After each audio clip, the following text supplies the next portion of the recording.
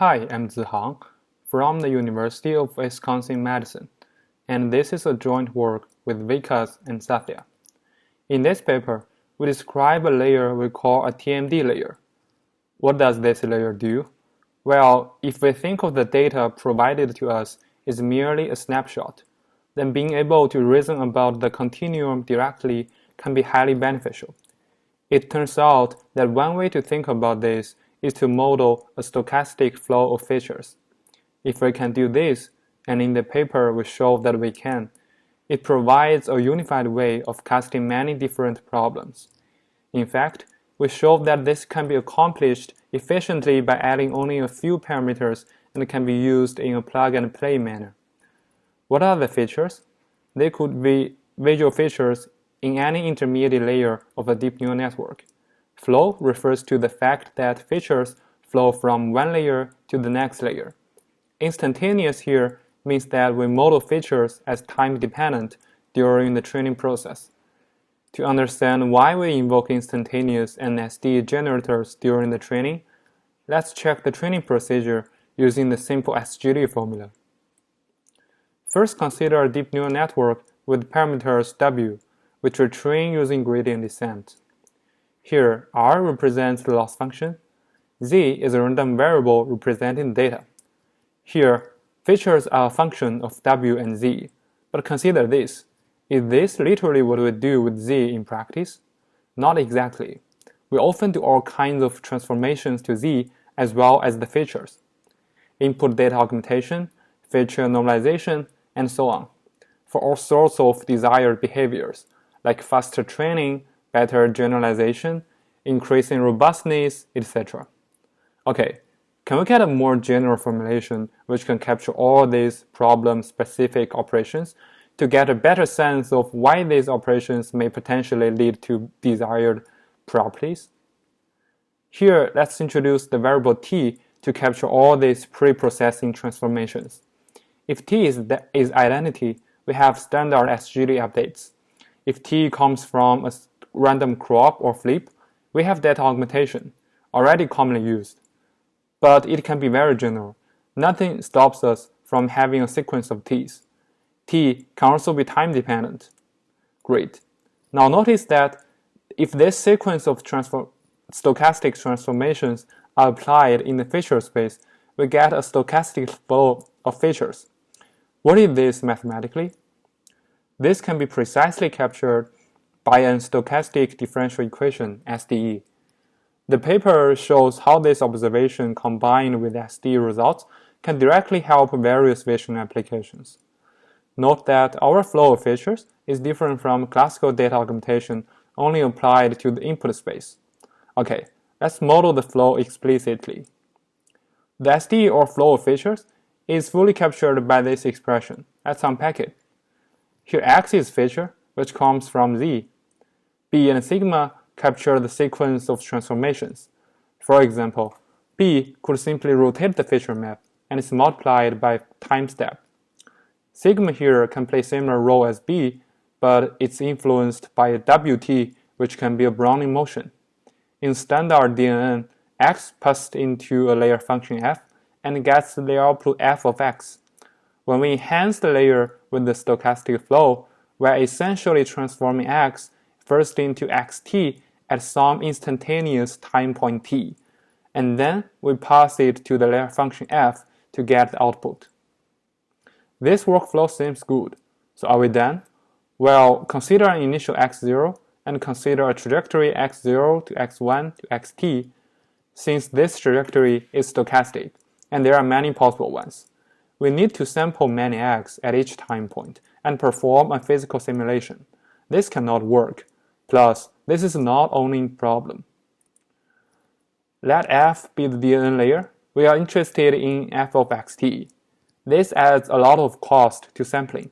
We want to compute the expectation of f of xt efficiently.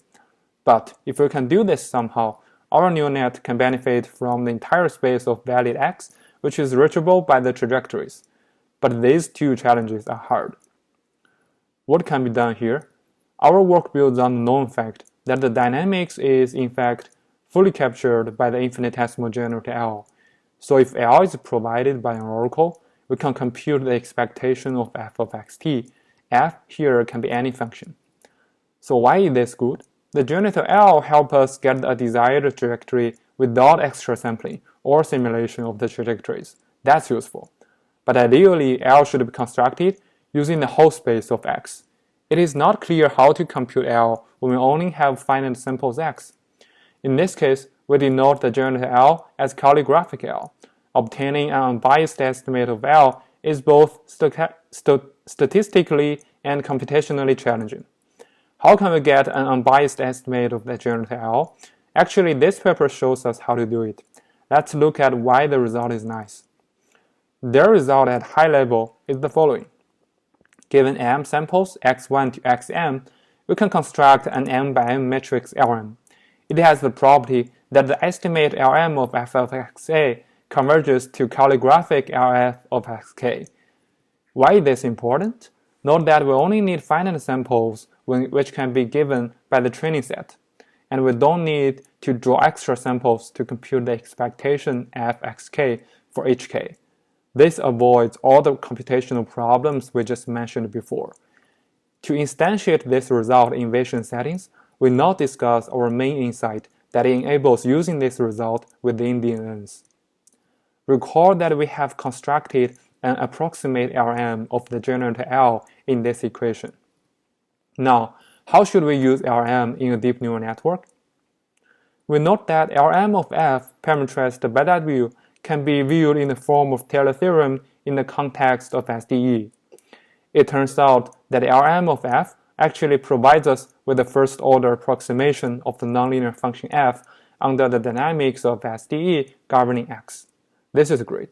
In this work, we don't consider higher-order approximations which can be given by the powers of Lm. This Taylor theorem interpretation can be directly instantiated as the following. In a vanilla DNN, the input x is passed through the layer function f, and we get the output.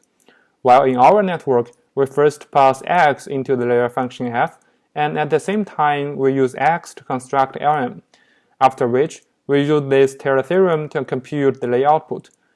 Here, the time interval could be a learnable parameter. The algorithm is shown here. Given a layer function f and a batch of data samples x, we first compute the distance matrix, and then do twice normalizations to get Lm before computing the layer output.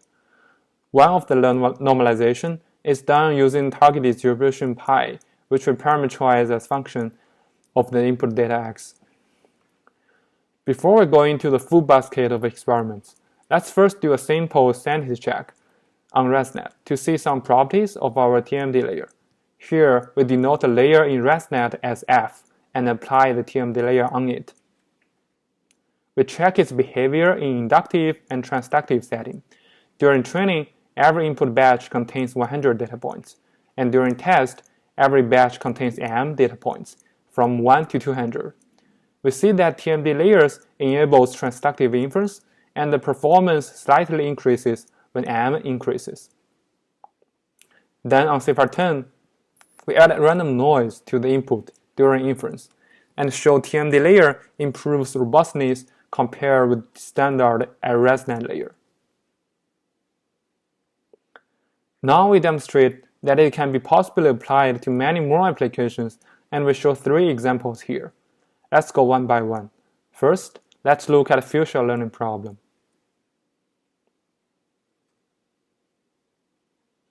Our backbone is a previous work called Edge-Enabling Graph Neural Network, which works well for feature learning. The node updating function computes the feature of node I in layer L from the same node in the previous layer and edges in the previous layer. We abstract the node updating function as f. And then we can apply our TMDlayer. We construct experiments on 5-way 5-shot learning on mini ImageNet. With TMDlayer, the performance improves significantly on both inductive setting and transductive inference setting. We also test the performance on semi-supervised feature learning, and our TMDlayer also improves the performance.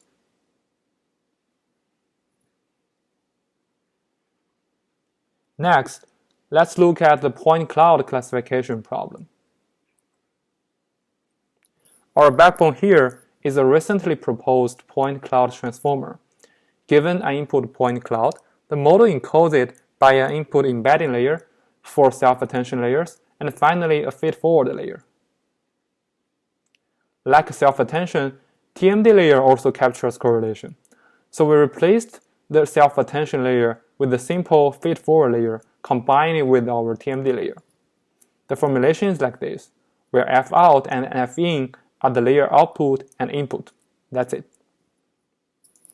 On ModelNet 40, we get similar performance, but with 50% fewer parameters. Finally, let's look at object segmentation using variational segmentation objectives. If you think of the updates within a variational segmentation task as the dynamics, then the TMDlayer is acting on top of it. What is this updating module? This is simply using the input image and the color encoder to perform updates on the level set function, which gives the segmentation. When we add the TMDlayer, the initial level set function is sent to both the update module and the construction of LM. We can see that our model performs better than standalone CNN by 4.6%, and TMDlayer brings extra benefits which further improves the IOU by 1.1%. And here are some qualitative results on the building segmentations. Here are the images, ground truth, baseline, and our results. We can see that our method performs better, especially on the boundaries. Thanks for watching. Please see our paper for more details. Our code is available.